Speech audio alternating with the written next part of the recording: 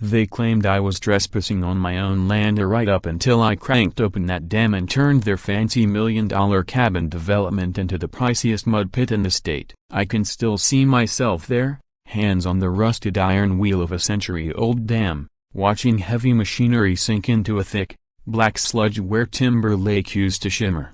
The low groan of dying diesel engines echoed across the drained lake bed, mixing with the raw, pungent smell of muck that hadn't seen daylight in decades as earthy, sour, and ancient. In my hand was my grandfather's battered steel thermos, steam curling from the coffee just like it had for him every morning for 3 decades. Back then, the water here was so clear you could count the stones at the bottom, and the only cabins were built with sweat, not spreadsheets. Now, the air was filled with shouts. The construction foreman barked into his radio about environmental disaster and federal investigators. I just took another slow sip and let the coffee warm my hands. But before you think I'm the villain here, let me rewind. My name's Ezra Blackwood. This all began with 47 acres of Wisconsin lakefront my grandfather bought in 1924 for $300 and a handshake. In those days, Timber Lake was just a log-holding pond for a lumber company, but Grandpa saw something else: a place where a man could drink his morning coffee without some self-appointed authority telling him his dock violated community standards.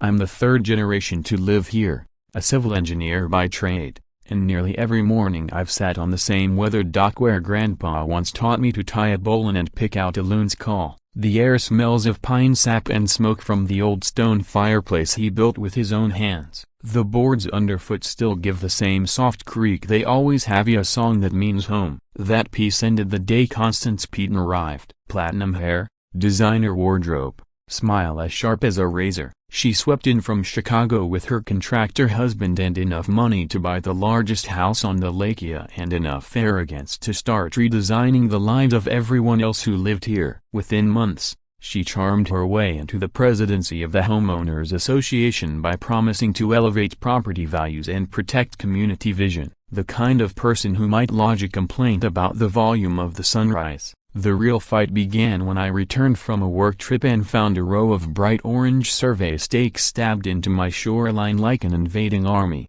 Before I could get out of my truck, a white Escalade came barreling down the drive. Constance climbed out, her boots worth more than my pickup's transmission, clutching a clipboard like it was a royal decree. "Ezra, perfect timing," she said, wearing that realtor's smile that usually means someone's about to take your money. She launched into a speech about an emergency home meeting I called.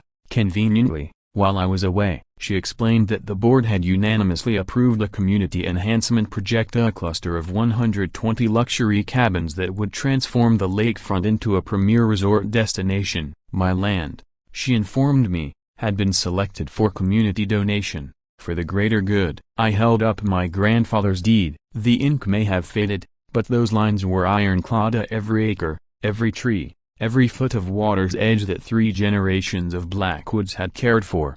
"Constance," I said, "this land's been in my family for nearly a century. The deed's on record at the courthouse." She waved a manicured hand like she was shooing a fly. "That old survey's probably wrong. Things change, Ezra. Progress happens." Then she delivered the real insult. "Besides, I think we can all agree your little cabin doesn't fit our vision for Timber Lake's future." My little cabana where my father learned to fish, where I taught my son to skip stones across crystal water, not good enough for her country club fantasy. She laid out her construction schedule and told me the lawyers had already approved it. Fighting back, she warned, would bankrupt me long before I ever saw a judge. When her Escalade finally rolled away, the air still carried the faint chemical sting of her perfume. I could almost hear my grandfather's voice from the old dock. "Sometimes you fight for what's right, even when the odds are against you, especially then." I decided right there to find out exactly what that deed said, and what it didn't say about the rest of this lake. Constance wasted no time proving the kind of neighbor she planned to be. A few mornings later, I was on the dock with my coffee when a shiny pickup rolled up. Out stepped a man in a polo shirt embroidered with Timber Lake community standards. "Sir, cease that activity immediately," he said, pointing at my coffee like it was contraband. Apparently, My footsteps on the dock violated newly enacted quiet hours. Not long after, a clipboard-wielding inspector declared my dock a safety hazard, citing 17 regulations that didn't exist the week before. Fixing it, he said, would cost more than my truck was worth. And, naturally, the HOA board of Constance's hand-picked crew approved every bit of it without blinking. The violations kept stacking up. Margaret from the garden club suddenly decided my shoreline plants were a public menace. Bob, who'd waved from his dock every morning for years, now found the clouds awfully interesting whenever I drove by. Thing is, I'm a civil engineer. I actually understand how to read the fine print most people ignore. My dad always said, when someone's trying to nail you with paperwork, the trick is finding the part they hope you'll overlook. So I spent a weekend buried in the courthouse archives, in a basement that smelled like mildew and dust older than I was, my legal pad filled with scribbles. The sound of old paper crackling as I flipped through page after page. What I uncovered made my coffee taste a whole lot better. The HOA Corporation paperwork looked like it had been thrown together during a fire drill. Missing signatures, skipped notifications, corners cut clean off. And then came the real gem, my grandfather's 1924 deed, written in elegant, looping legal prose. It spelled out something most people don't even realize exists: a riparian rights extending to the center of the lake itself. They taught us about those in engineering school. In some cases, owning a slice of shoreline means you also own the water out to its midpoint, and sometimes, the water itself. Rights like that tends to give developers cold sweats. While I was making copies, an unmarked envelope slid under the courthouse door. No note, no messenger in sight. Inside were environmental impact studies, the ones that should have been filed before anyone built luxury cabins on untouched lakefront. The keyword being should. Federal environmental law has real teeth, the kind that bite regardless of your bank account or political friends. I packaged everything, of photos, maps, engineering reports, into a neat little case file and sent it off to the state environmental agency.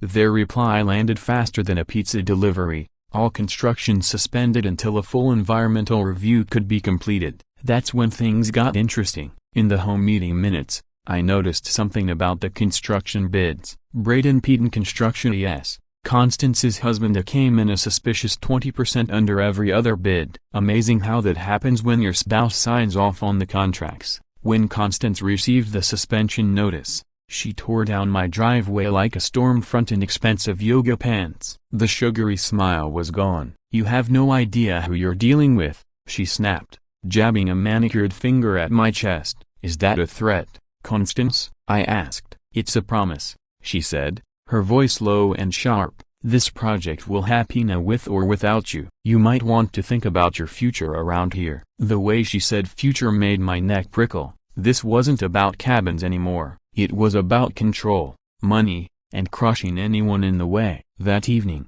as her Escalade disappeared in a haze of gravel dust, I heard bulldozers growling on the far side of the lake. They were still building, still cutting corners. In the fading light, I spotted bright work lamps glowing on the north shore. If there's one thing Grandpa taught me, it's this: people in a rush to get rich always leave mistakes behind, and those mistakes can be useful.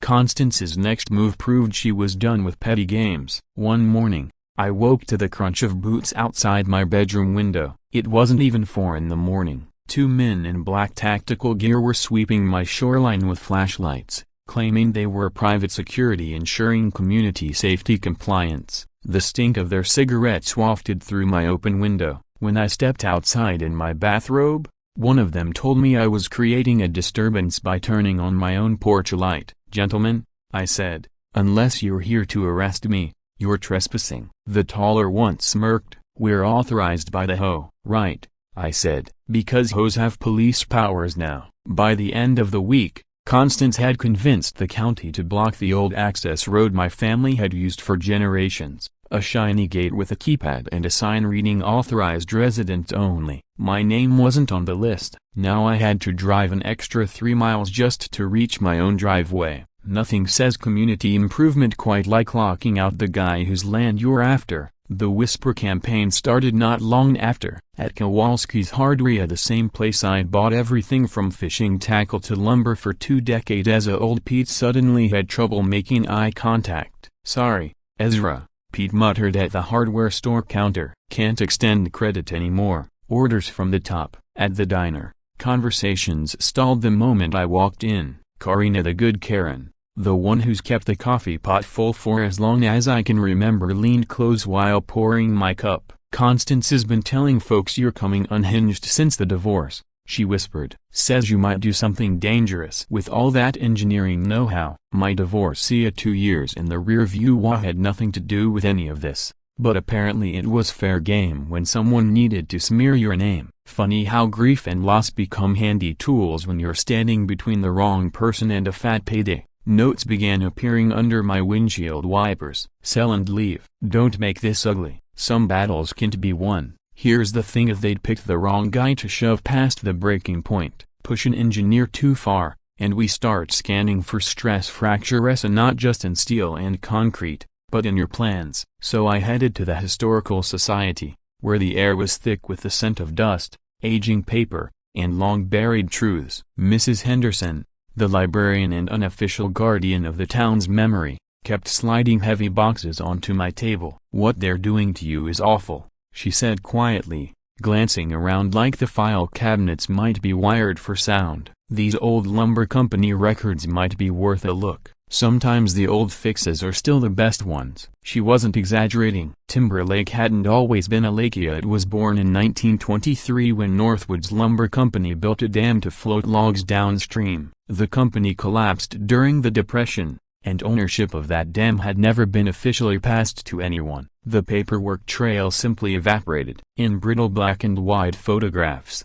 I saw burly men in suspenders working the huge wooden dam. The blueprints were still there too, annotated in neat engineer's script, manual operation maintained for emergency flood control. That structure was still private property, abandoned, forgotten, and as dangerous as a loaded pistol left in a drawer. Dad used to say, sometimes the best solutions are hiding in plain sight, just waiting for someone sharp enough to notice them. He'd been talking about engineering problems, but apparently it applied to settling scores as well. A quick paper chase through government offices turned up the dam's tax record, buried so deep it probably hadn't seen daylight in decades. Northwoods Dam, unpaid taxes totaling $847. By law, in Wisconsin, you could buy it outright for the amount owed. I've spent more than that on a night out in Chicago, but the real prize was in the specs. It could legally lower the water level by 8 feet without breaking flood control rules. 8 feet would leave every one of Constance's poured foundations sitting in the open,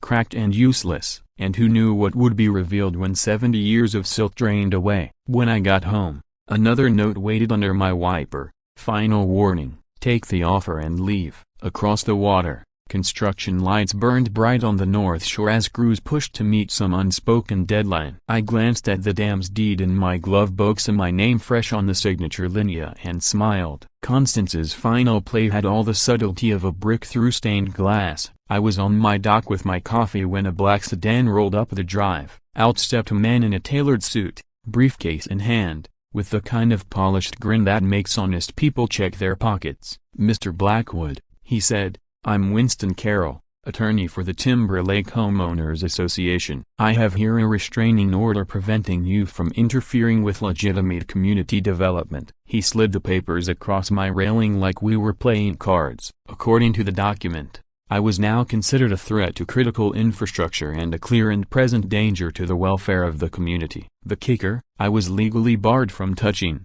operating, or even approaching any water control structure in the township. Somebody had done their homework and figured out I now own the dam. "This is just temporary," Carroll said with lawyerly confidence, "until we can resolve this misunderstanding." Carroll said, like we were discussing a parking ticket. A misunderstanding with $1 million restraining order attached. Constance, of course, wasn't done flexing her influence. By that afternoon, bulldozers were chewing into what was unmistakably my property. Century-old oaxaca trees that had been here since Timber Lake was nothing more than a log pond that fell under the whine of chainsaws. The sound carried across the water, sharp and ugly, like machinery screaming. I called the sheriff, straight to voicemail. The county supervisor promised to look into it. The state environmental office told me my complaint was still under review. Meanwhile, my grandfather's trees splashed into the lake, sending muddy waves against my dock. By nightfall, dead fish floated belly up near my shoreline, the water clouded and stinking a mix of diesel, fresh-cut wood, and the sour rot of stirred-up sediment. That night, I sat on my dock with a bourbon in hand, listening to the generators drone on the opposite shore. It was the first time since my father died that I felt real helplessness. I'd built bridges, designed water systems, and solved problems most people couldn't even pronounce, but I couldn't stop the slow destruction of my family's legacy.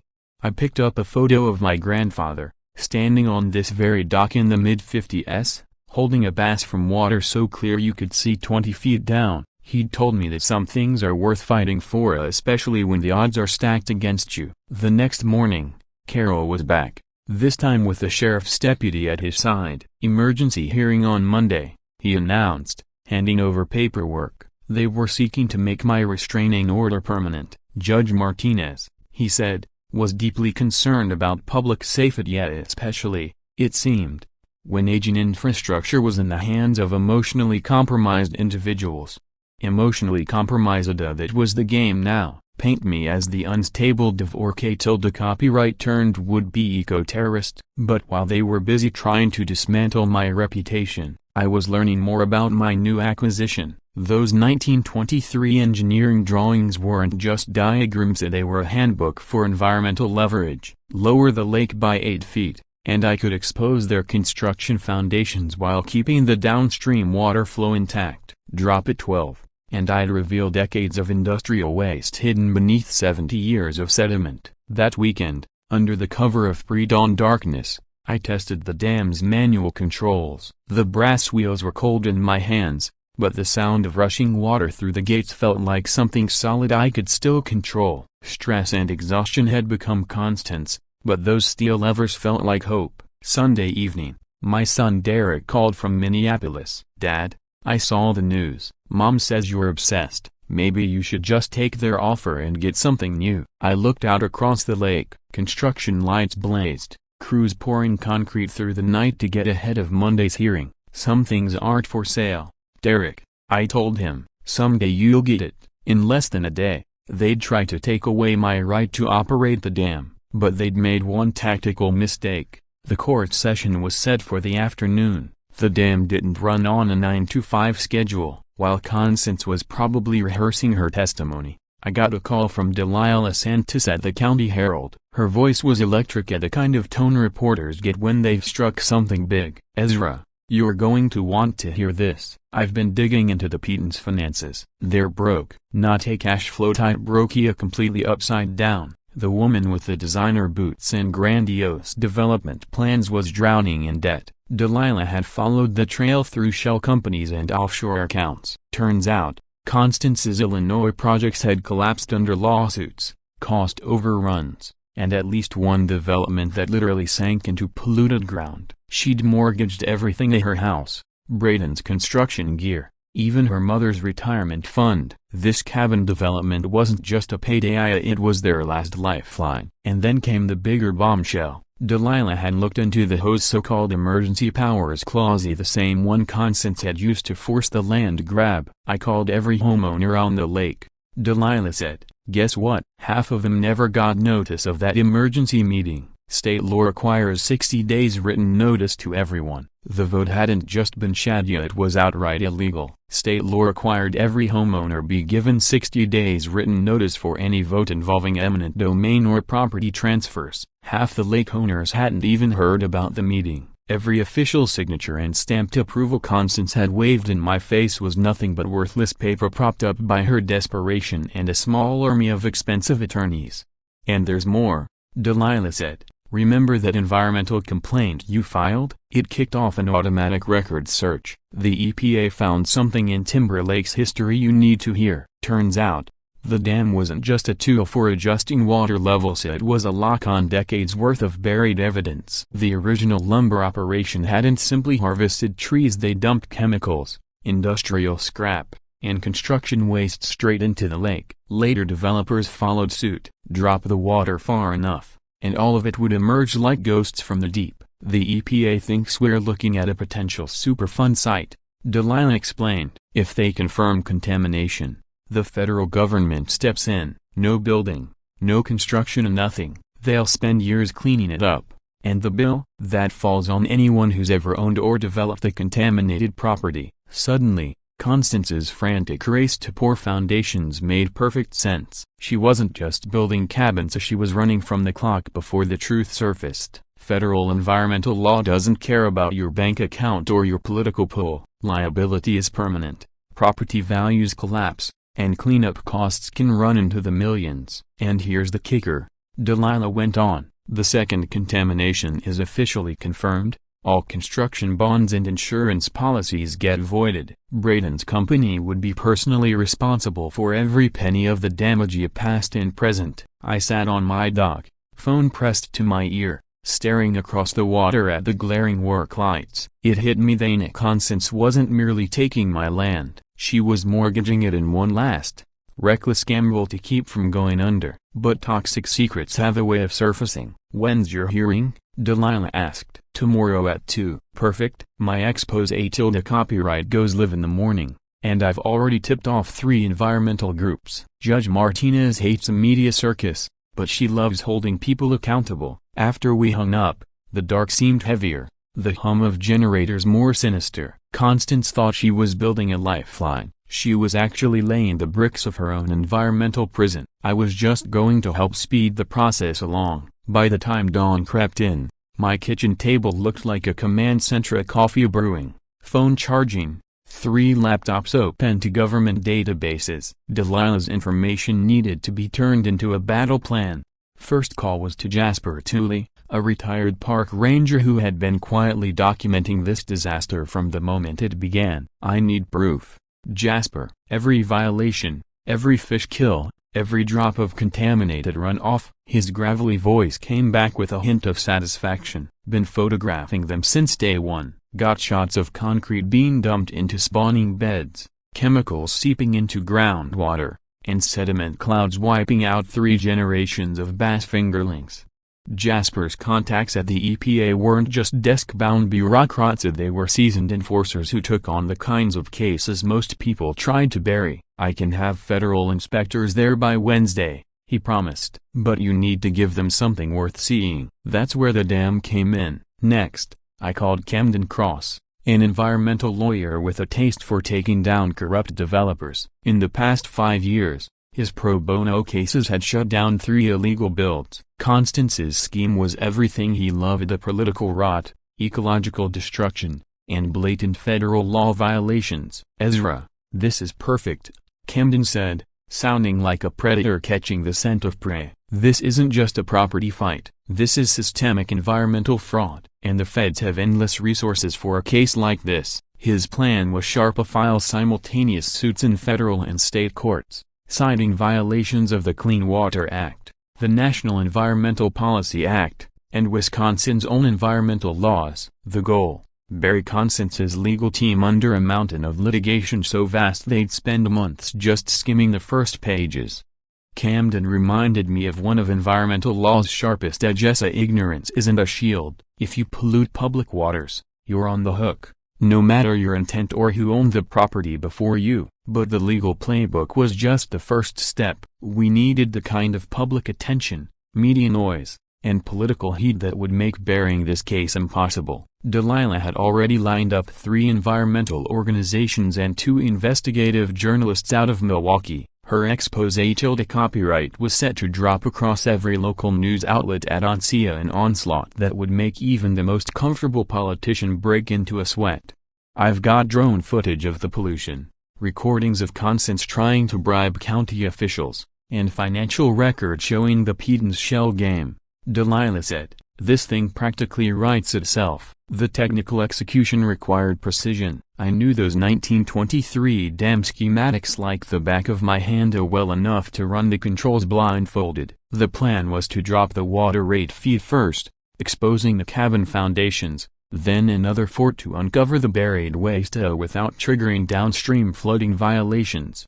This time, I had the tools my grandfather could never have imagined. Jasper's contact at the university had supplied real-time water quality sensors to log every chemical trace as the lake receded. Every reading would be time-stamped and automatic, evidence the EPA couldn't ignore. The EPA loves solid data, Camden said. Give them numbers they can't dispute, and they'll tear through every obstacle to prosecute. Meanwhile, grassroots support was building fast. Buck Morrison, who owned land upstream and had seen his water rights trampled by Constance's project, had organized 5 other property owners who'd never been given proper notice of the HOA vote. Together, they were filing a lawsuit to challenge the development's legal standing. We've got standing, damages, and proof of procedural violations, Buck told me. Even if they skate past the environmental charges, we can shut them down with property law. Timing was everything. The court hearing was set for the afternoon,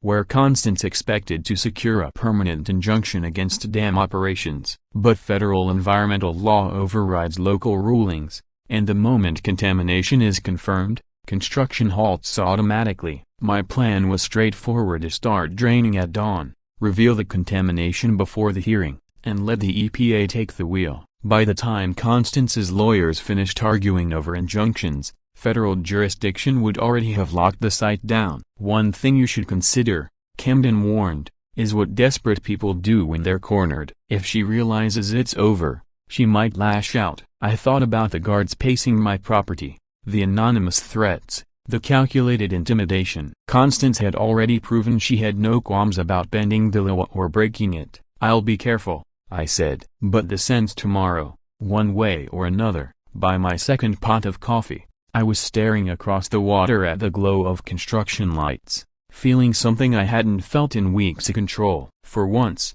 I wasn't reacting to Constance's game, I was running my own. Then, at 3 in the morning, her desperation came crashing in like a hurricane. The sharp, metallic snap of bolt cutters at my gate yanked me out of bed. From my window, I saw flashlights flickering along the dam and caught the acrid tang of a cutting torch in the cool, pine-scented air. 3 figures in dark clothing were trying to disable the dam's manual controls, probably hoping to cripple my plan before sunrise. They hadn't counted on Jasper's volunteer watch, Mina, retired military, taking turns guarding the property since the threats began. "Hey," Jasper's voice boomed across the lake. "You boys lost?" The intruders bolted. Footsteps pounded through the dark, car doors slammed, engines roared away. By the time I threw on my boots and grabbed a flashlight, they were gone, leaving behind a sliced fence and scorch marks on the dam housing. But Constance wasn't done. At daybreak, the county building inspector who'd signed off on every bogus HOA action against me showed up with a clipboard and a frown. Now, he claimed my old electrical system posed a fire hazard and demanded immediate repairs by county-approved contractors. Price tag, $12,000. Payment up front. The kicker: every approved contractor was mysteriously booked for the next 6 months. "Safety first, Mr. Blackwood," he said with a straight face. "We can't have dangerous conditions threatening the community. The same one dumping toxic runoff into our drinking water." When that failed to stall me, Constance shifted to a smear campaign. By Wednesday afternoon, the local paper's front page featured a hit piece painting me as unstable, obsessed with controlling the water level, and a danger to downstream residents. The newspaper piece leaned heavily on anonymous sources, almost certainly Constance's book club friends who claimed to be worried about my mental state ever since my divorce. According to them, I'd been seen muttering to myself on lake walks and acting hostile toward construction workers. The truth? Those conversations with myself were phone calls with Camden, and the so-called hostility was me asking crews to stop dumping concrete into fish spawning grounds. But when there's a juicy narrative to sell, facts tend to get tossed aside. The real showstopper came when Delilah uncovered Constance's clumsy attempt to bribe Judge Martinez's clerk. Suspicious about an unexpected lunch invite from a stranger, the clerk agreed to meet wearing a hidden camera provided by Delilah. The footage showed Constance in a downtown restaurant, salmon and white wine in front of her, explaining how a modest administrative fee could make sure my case received proper attention. "Environmental extremists can be so quick to sue," Constance said sweetly. "Sometimes the system needs a little help protecting reasonable development from frivolous complaints." The clerk kept her cool long enough to get everything recorded, including the $5,000 offer to delay my hearing until construction wrapped. Not nearly enough to buy a judge, but plenty to buy scheduling complications. When that gambit fizzled, Constance tried targeting my finances. Thursday morning, my loan officer called, clearly uncomfortable. Someone had raised concerns about my financial stability, hinting that legal costs might affect my ability to keep up payments. "We're not recalling your loan," he assured me, "but we do need updated financial statements and a broken bar." He actually paused here. "A broken bar, a psychiatric evaluation before we can approve any new credit applications." A psychiatric evaluation for a checking account. While she was busy tearing down my reputation, her crews were working day and night under glaring floodlights, the racket driving every loon from the lake. But frantic effort breeds mistakes. Buck Morrison's trail cameras caught Braden's team at 2 in the morning Wednesday, rolling 50-gallon chemical drums of labels and all straight into the deep water on the North Shore. The video was damning. Hazmat warnings, EPA violation stickers, and Braden himself overseeing the operation, glancing at his watch like a man racing a clock.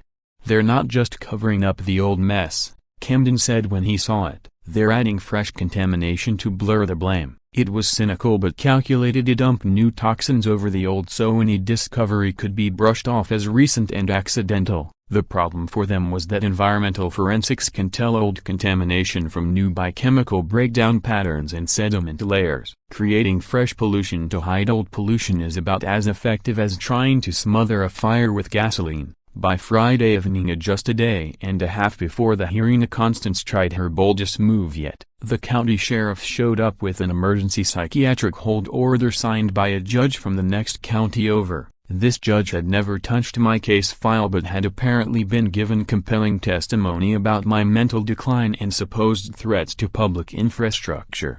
The order bought them 12 hours of holding me in county lockup for evaluation, just enough to keep me from the hearing that could permanently strip my damn operation rights. It nearly worked. Nearly. Camden had been expecting a stunt like this. When someone is cornered with looming federal environmental charges, they get inventive with legal loopholes. He had already filed emergency motions challenging the hold's jurisdiction and demanding that any evaluation be done by an independent psychiatrist. That's how Dr. Patricia Hawkins, a no-nonsense forensic psychiatrist with a specialty in competency assessments, arrived at the county jail Saturday morning. She carried a briefcase full of standardized tests and absolutely no patience for games. Dr. Hawkins didn't waste time with pleasantries. Sliding into the hard plastic chair of the interview room, she said flatly, "Mr. Blackwood, I've reviewed your file. This request reads less like a genuine concern and more like someone's last-ditch legal stunt. Let's get this over with so you can focus on your real battles." What followed was 3 hours of memory drills, personality inventories, and in-depth questions about my mental health, family background, and how I handle stress. She took meticulous notes, occasionally arching an eyebrow at the more absurd accusations in Constance's affidavit. "According to this statement, you've been observed conversing with invisible people and displaying an unhealthy obsession with water control systems," she said dryly. "The invisible people were phone calls," I replied, "unless you count my grandfather's ghost urging me to protect our land." That earned me an actual smile. "Mr. Blackwood, you are responding to extreme stress in a completely rational way. This hold order is medically baseless and legally dubious. I'll have my report filed within the hour." By Saturday afternoon, I was walking free with a clean bill of mental health and written proof that Constance's psychiatric allegations were fabricated. But the bigger win came when Camden uncovered a signature on the emergency hold order. Judge William Thornton of Dane County. Thornton just happened to be Braden Putin's golf buddy and the recipient of generous campaign donations from 3 companies tied to Constance's development partnership. "This isn't just sleazy," Camden said, his tone carrying the satisfaction of a prosecutor holding a smoking gun. "This is conspiracy manipulating the courts for personal gain." Federal offense. Career ending. Prison time kind of stupid. While I'd been answering psychiatric questionnaires, Dalila's expose copyright had exploded across Wisconsin media. Her report laid bare the whole operation of dummy corporations, bribery, pollution cover-ups, and a campaign of intimidation aimed at property owners who resisted. Social media was ablaze with drone footage of toxic waste barrels tumbling into crystal-clear lake water. Timber Lake scandal was trending across the state, and environmental groups from Chicago to Minneapolis were calling for a federal probe. Constance still wasn't done. Early Sunday, she attempted one last maneuver, pushing through an emergency purchase of the water rights via a hastily arranged weekend county commission meeting. She convinced 3 commissioners to gather in the courthouse basement, calling it emergency flood control and claiming my dam posed an imminent danger to downstream towns. The angle was simply invoke eminent domain, take the dam, and my ownership wouldn't matter anymore. The meeting was set for 10 a.m., with barely any public notice and no press allowed. Classic backroom politics to make the big moves when no one's looking. Unfortunately for her, Buck Morrison kept close tabs on county schedules, and Jasper had friends in the local offices who weren't fond of weekend corruption. By 9:45, the courthouse steps were swarming with protesters, environmental advocates, property rights supporters, even 3 news crews who'd caught wind of the secret meeting. Placards read, "Stop environmental crime and investigate Peden corruption." Judge Martinez herself appeared, having been tipped off by her clerk about the attempted bribery and the suspicious timing of the session. "Gentlemen," she said firmly to the commissioners, "any decisions regarding water rights or dam operations will be challenged in federal court as interference with an active environmental investigation. I suggest you postpone until due legal process is followed." The whole affair lasted 15 minutes and accomplished nothing except adding more fuel to the fire consuming Constance's reputation.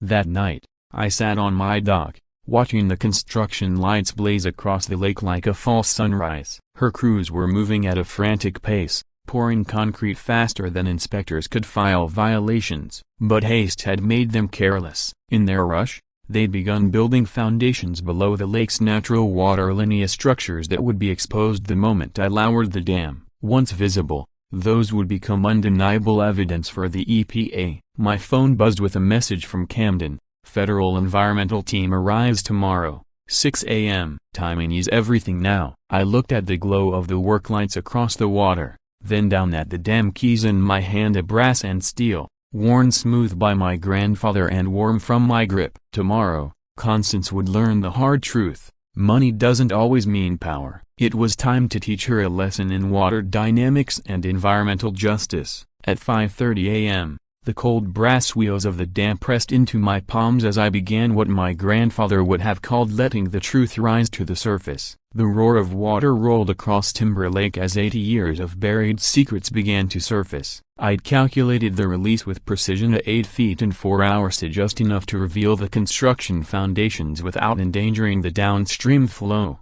Across the lake, Constance's crews were starting another day of concrete pouring, their diesel engines coughing to life in the pre-dawn dark. But the foreman's radio calls carried across the water urgent, panicked. Something was wrong. The water was dropping too fast. Stop the trucks. By 7 a.m., her $1 million development was mutating into a federal crime scene. As the lake receded, it unveiled a graveyard of industrial stints, a rusted machinery, rotting chemical drums, jagged chunks of concrete, all slicked with a rainbow skin of oil. The stench hit like a punch, acrid, chemical rot that burned the throat and watered the eyes. This wasn't just contamination, it was decades of environmental rot, hidden under 70 years of silt, now exposed in the morning sun. Right on schedule, 3 black SUVs and a mobile EPA lab rolled in at 8. Dr. Sarah Bennett, lead environmental scientist, took one look and swore under her breath. "Jesus Christ," she said,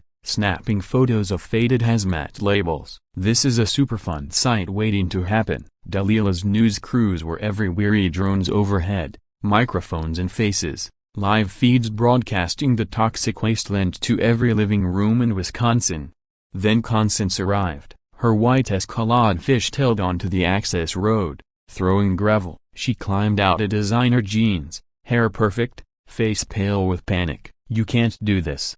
she shouted, jabbing a finger at me for the cameras. "This damn operation is illegal. I have a restraining order." "Actually," Dr. Bennett cut in, her voice calm but final, "Mr. Blackwood is operating under federal environmental authority. Your order is irrelevant here." And that was the moment Constance realized what federal jurisdiction really meant: a federal prosecution, federal penalties, federal prison. "It's not us," she said, desperation cracking her voice. "The contamination was already here. We're victims." Buck Morrison stepped forward with trail cam footage showing Braden's crew dumping fresh chemical drums into the lake just 3 nights earlier. Dr. Bennett didn't even look up from the phone screen. "What we're seeing here is both historic and recent contamination. That means multiple counts, Mrs. Peden." By now, the courthouse steps had turned into an impromptu rally of activists, property owners, and reporters demanding to know how this had been buried for so long. Judge Martinez arrived at 9, scanning the scene like she'd seen this brand of small-town rot before. "I think we can cancel this afternoon's hearing," she said. "Federal law takes precedence." Constance made one last, hopeless stand, her voice sharp with hysteria. "This man is a domestic terrorist. He's destroyed our future out of spite and mental illness." The crowd went silent. Cameras zoomed in. This was the showdown. I walked toward her, holding the original 1924 dam deed in one hand and Dr. Bennett's contamination report in the other. "I didn't create this mess," I said, loud enough for every mic. "I just lowered the water to show what you've been hiding. Your project would have built luxury homes on a toxic dump, selling families land that would poison their children." The crowd erupted into shouts, questions, camera flashes popping like fireworks. And then it was over. Constance Petonaho, president, developer, and would-be environmental criminal, was led away in handcuffs while her husband's construction site sat marooned in toxic muck that would take years and millions to clean. Justice has its own sound, and here,